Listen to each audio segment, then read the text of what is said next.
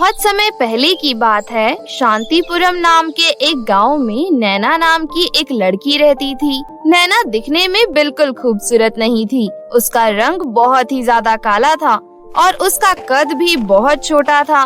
उसकी इसी कमी की वजह से गांव की सारी लड़कियां उसका खूब मजाक बनाती थीं। नैना जिस गांव में रहती थी उस गांव में रानी सत्यवती का राज था। नैना अपना और अपनी माँ का पेट पालने के लिए राजमहल में नौकरानी का काम करती थी। इसी तरह एक दिन नैना काम करके वापस घर लौट रही थी। रास्ते में उसको उसकी पड़ोस की कुछ लड़कियां मिल गईं, जिसमें से एक लड़की का नाम पायल था। बेचारी नैना, कितनी गरीब है ये, और ऊपर से इसकी शक्ल ऐसा लगता है कोई काली चुड़ैल सामने प्रकट हो गई है। पता नहीं महारानी ने अपने महल में इसको काम पर कैसे रखा हुआ है। अगर मैं महारानी होती तो अपने महल में सिर्फ सुंदर सुंदर दासियां रखती। क्या कहा तुमने? तुम और महारानी? अगर ऐसा हो गया ना तो हमारा गांव बर्बाद हो जाएगा। अच्छा हुआ तुम महारानी नहीं हो। इतना कहकर नैना आगे बढ़ जाती है। पायल को नैना की इस बात पर बहुत गुस्सा आता है। वो खुद से ही कहती है, ये नैना की बच्ची अपने आप को समझती क्या है? एक तो काली भूतनी की तरह है, ऊपर से अकड़ तो इसमें कूट कूट कर भरी है। लेकिन मैं इसका अकड़ एक दिन जरूर कम करूंगी। इसी तरह पायल और नैना में हमेशा नोक झोंक होती रहती थी। नैना का स्वभाव बहुत अच्छा था, लेकिन सिर्फ उनके सामने जो उससे अच्छे से बात करते थे। अगर उससे कोई पायल की तरह बात करता था तो वो उसे अच्छा मजा चखा देती थी। लेकिन फिर भी नैना के मन में कहीं न कहीं बदसूरत होने का बहुत दुख था। वो भी बाकी लड़कियों की तरह खूबसूरत दिखना चाहती थी। एक दिन नैना अपने कमरे में आईने के आगे बैठकर खुद से ही बातें कर रही थी। काश मैं भी बाकी लड़कियों की तरह खूबसूरत होती। मुझे लोगों की इतनी बातें सिर्फ अपनी बदसूरती के चक्कर में सुननी पड़ती है। और एक राज की बात जिसे सिर्फ मैं जानती हूँ। महारानी के महल में काम करने का मेरा सिर्फ एक ही मकसद है कि मैं राजकुमार आदित्य से बहुत प्यार करती हूँ। लेकिन अपने इस रंग और छोटे कद के कारण मैं उन्हें ये बात कभी नहीं बता पाऊंगी। और वैसे भी मैं उनके महल की दासी हूँ। दासी से भला कोई क्यों ही शादी करेगा? ये सब सोचते सोचते नैना की आंखों में आंसू आ जाते हैं। उसकी ये सारी बातें उसकी माँ सुन लेती है। उन्हें ये सुनकर बहुत हैरानी होती है कि नैना राजकुमार आदित्य से प्यार करती है। नैना की माँ नैना के पास आती है और कहती है, बेटी, मैंने तेरी सारी बातें सुन ली। तुम राजमहल में काम करती हो, ऐसे में तुमने इतनी बड़ी चीज सोच भी कैसे ली? तुम्हें पता है ना, आगे चलकर तुम्हारा दिल टूटने वाला है, क्योंकि राजकुमार तुमसे कभी शादी नहीं करेंगे। मैं जानती हूँ माँ, लेकिन मैं अपना पूरा जीवन सिर्फ उनका चेहरा देखकर बिता सकती हूँ। इसलिए तो मैं राजमहल में दासी का काम करती हूँ। मैं तो तुम्हारी माँ हूँ बेटी। मैं हमेशा यही चाहूंगी कि तुम्हारे साथ अच्छा ही हो।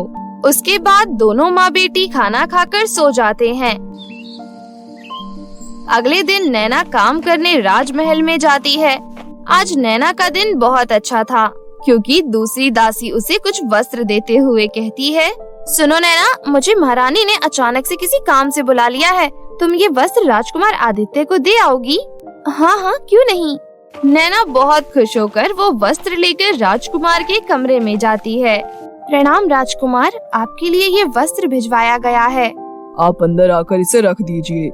राजकुमार आदित्य का स्वभाव बहुत अच्छा था। वो कभी किसी की खूबसूरती देखकर उन्हें इज्जत नहीं दिया करते थे, बल्कि वो हर इंसान के साथ इज्जत से ही बात करते थे।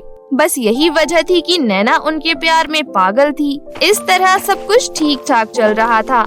नैना को अब काफी बार राजकुमार के कमरे में जाने का मौका भी मिल रहा था, लेकिन एक बार नैना की तबीयत अचानक से कुछ खराब हो गई। इसलिए 5 दिनों तक नैना राजमहल नहीं गई। छठे दिन महल से एक राजदूत आया और उसने पूरे गांव में ये ऐलान किया, सुनो सुनो सुनो गाँव वासियों, राजकुमार अब शादी योग्य हो गए हैं। वो किसी राजकुमारी से विवाह नहीं, बल्कि कोई साधारण लड़की से विवाह करना चाहते हैं। इसलिए महारानी ने फैसला लिया है कि हमारे गांव की सबसे खूबसूरत लड़की से वो राजकुमारी का विवाह करवाएंगी। इसलिए गांव की सभी लड़कियों से गुजारिश है कि वो इस बुधवार को राजमहल में उपस्थित हों। ये कहकर राजदूत चला जाता है। नैना और पायल भी ये बातें सुन रहे थे। ये सुनकर पायल तो बहुत खुश होती है। परंतु नैना उदास हो जाती है। लेकिन पायल को तो नैना पर एक बार फिर से खिल्ली उड़ाने का मौका मिल जाता है।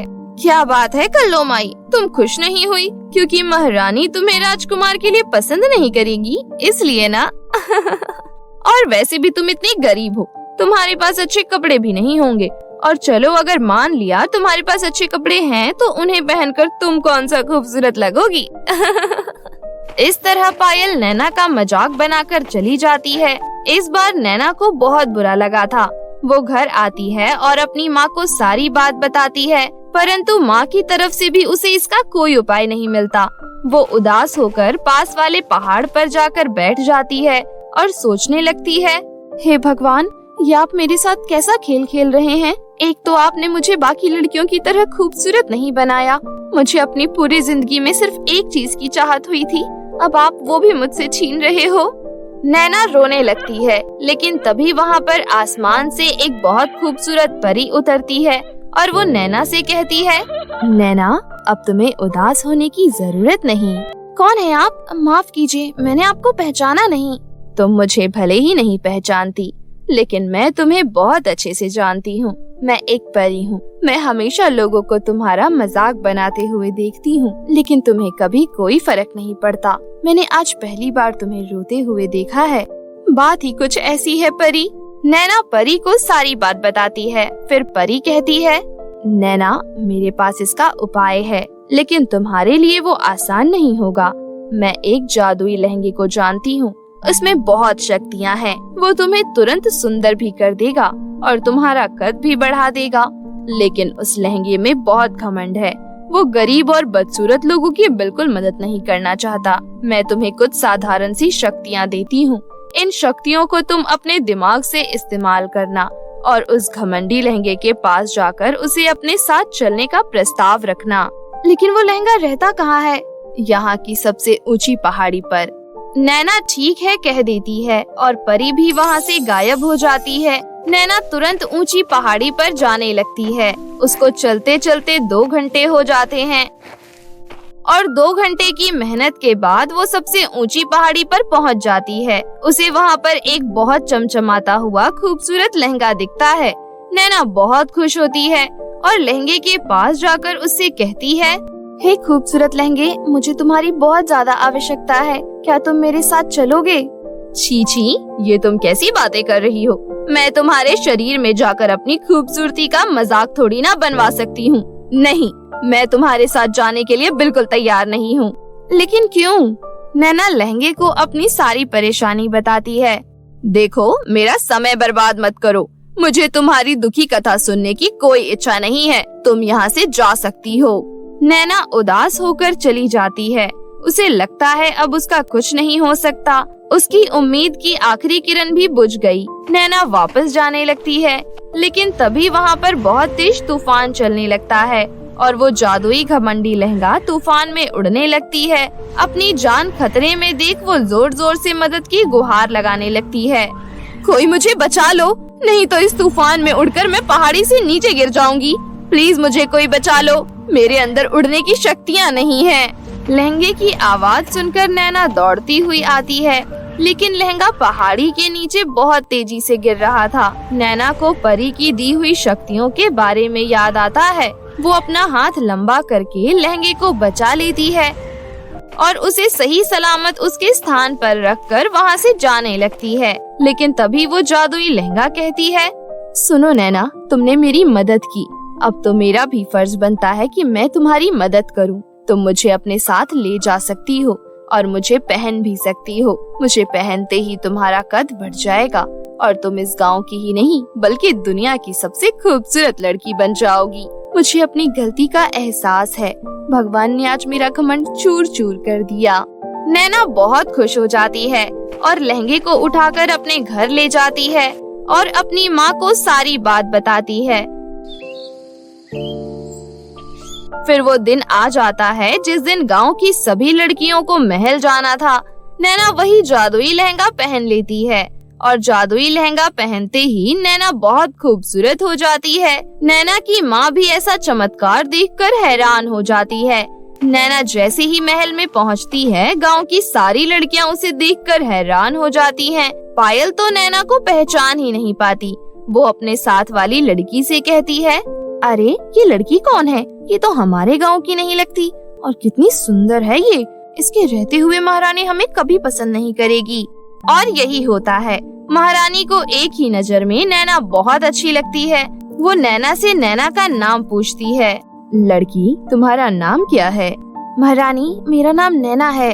नैना की ये बात सुनकर गांव की सभी लड़कियां हैरान हो जाती हैं, क्योंकि वो नैना जो राह चलते हर इंसान के लिए मजाक का पात्र बन जाती थी, आज वो इतनी ज्यादा खूबसूरत लग रही थी कि उसका राजकुमार आदित्य के साथ विवाह होने वाला था।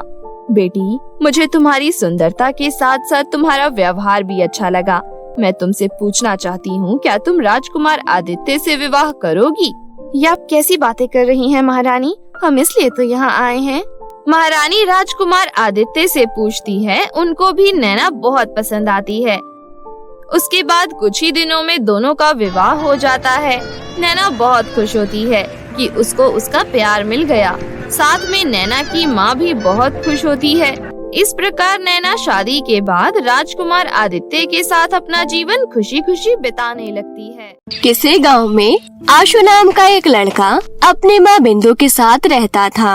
आशु के घर के हालात खराब थे और उसके पिता की मृत्यु हो चुकी थी, इसलिए वो कबाड़ बीनने का काम किया करता था। उसी से उनका घर चलता था।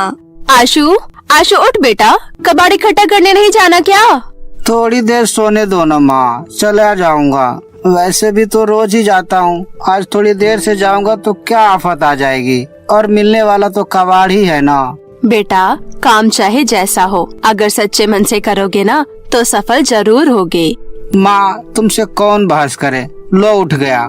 आशु उठकर नहाता है और खाना खाकर अपनी पुरानी बोरी लेकर निकल जाता है और घर घर जाकर पुरानी रद्दी लेने लगता है और सारी जगहों से कचरा उठाकर भंगार वाले को बेचने चला जाता है और कबाड़ा बेचकर वहाँ से अच्छी खासी रकम ले आता है। उन्हीं पैसों से आशु के घर का चूल्हा जलता था। एक दिन आशु रोज की तरह कबाड़ इकट्ठा करने गया। रास्ते में उसे जंगल के पास एक पुरानी थाली पड़ी हुई मिली। आशु ने उसको कबाड़ समझकर अपनी बोरी में डाल लिया और आगे कबाड़ बीनने के लिए निकल गया। उस दिन उसने खूब सारा कबाड़ इकट्ठा किया था। कबाड़ को भंगार वाले को बेचकर आशु ने अच्छे पैसे कमाए, लेकिन रास्ते में घर आते समय कुछ गुंडों ने आशु को पकड़ लिया और उसके सारे पैसे छीन लिए। बेचारा आशु वही फटा पुराना बोरा लेकर घर वापस पहुंचा और अपनी माँ को सारी बात बताई, लेकिन तभी आशु के कबाड़ वाले बोरे से वही जंग लगी पुरानी थाली निकलकर गिर पड़ी। आशु उस थाली को देखकर हैरान रह गया, क्योंकि उसने वो थाली तो भंगार वाले को बेच दी थी, लेकिन ना जाने वो थाली बोरी में ही कैसे छूट गई थी। बिंदु तब तक अंदर से एक अनाज का डब्बा लाती है और उल्टा करके आशु को दिखाती है। उनके घर में कुछ भी नहीं था। उस डब्बे में सिर्फ एक ही दाना था। वो एक दाना भी निकलकर उस थाली में गिर गया। देखते ही देखते एक चावल का दाना उस थाली में गिरकर पूरी थाली चावल से भर गई। ये सब देखकर आशु हैरान रह गया और अपनी माँ से बोला, माँ, ये कैसे हो सकता है? ये थाली चावल से कैसे भर गई? अरे ये कैसा चमत्कार है। आशु तुरंत दौड़कर पड़ोसी रमेश के घर गया और उससे दाल का एक दाना मांग कर लाया और उसने वो दाल का दाना उस थाली में डाला और देखते ही देखते वो एक दाल का दाना बहुत सारी दाल में बदल गया। बेटा, मुझे तो ये जादुई थाली लगती है। सच बता, तुझे किसने दी? आशु ने बिंदु को सारी बात सच सच बता दी। अच्छा, तो फिर ये थाली सच में करामाती जादुई थाली है, लेकिन क्या पता इसके अंदर कोई भूतिया शक्ति हो। अरे माँ, ये थाली जादुई हो या भूतिया, लेकिन ये हमारे लिए भगवान के वरदान से कम नहीं है। हाँ बेटा, तू कह तो ठीक रहा है। शायद भगवान को हमारी हालत पर दया आ गई और उन्होंने ही ये चमत्कार किया हो। उसके बाद बिंदु ने चूल्हे में लकड़ी जलाई और फटाफट दाल चावल बना लिए और माँ बेटे ने मिलकर पेट भर के खाया। अगली सुबह बिंदु अड़ोस पड़ोस से अलग अलग तरह की चीजें मांग कर लाई और आशु ने वो सभी अनाज के दाने एक एक कर उस थाली में डाले और सभी चीज भर भर कर डब्बे में रख ली। बेटा, आज से तुम कबाड़ी का मुश्किल काम नहीं करोगे। तो माँ क्या काम करूँगा मैं? अब तुम मंडी में अनाज बेचने का काम करोगे। बिंदु ने सभी तरह के अनाज और मसाले थैलों में भरकर एक ठेले में रख दिए और आशु को मंडी भेज दिया। आशु का सारा अनाज बहुत अच्छी किस्म का होने के कारण हाथों हाथ बिक गया। कुछ ही घंटों में आशु खूब सारे पैसे लेकर घर लौटा। आज तो माँ बेटे की खुशी का ठिकाना नहीं था, लेकिन तभी बिंदु को एक तरकीब सूझी और उसने एक का सिक्का निकाला और उस थाली में डाल दिया। पलक झपकते ही उसके अंदर सिक्कों का भंडार लग गया। उसके बाद उनके वारे न्यारे हो गए। उसके बाद बिंदु ने एक 100 का नोट निकाला और थाली में डाल दिया और फिर से वैसा ही हुआ। पूरी थाली 100 के नोट से भर गई और ऐसे ही उन दोनों ने मिलकर बार बार 100 का नोट थाली में रखकर पूरा एक बोरा 100 के नोट से भर लिया। फिर बिंदु ने गांव के एक सबसे अच्छे कारीगर को बुलाया और उसको एक अच्छा सा घर बनाने का ऑर्डर दे दिया। उसे उन्होंने बोरी भरकर पैसे दिए। बोरी में पैसे भरे देख कारीगर की आंखें फटी की फटी रह गई। उसने कुछ ही हफ्तों में एक अच्छा आलीशान घर बनाकर तैयार कर दिया। उस घर को देखकर पूरा गांव हैरान था। पूरे गांव में अफवाह फैल गई कि आशु की लॉटरी लग गई। सब लोग उनसे तरह तरह की मदद मांगने आने लगे और कुछ ही समय में आशु और बिंदु सबके चहीते बन गए। लेकिन आशु के पड़ोसी रमेश को ये बात बिल्कुल रास नहीं आई जब बिंदु को गांव का मुखिया बना दिया गया।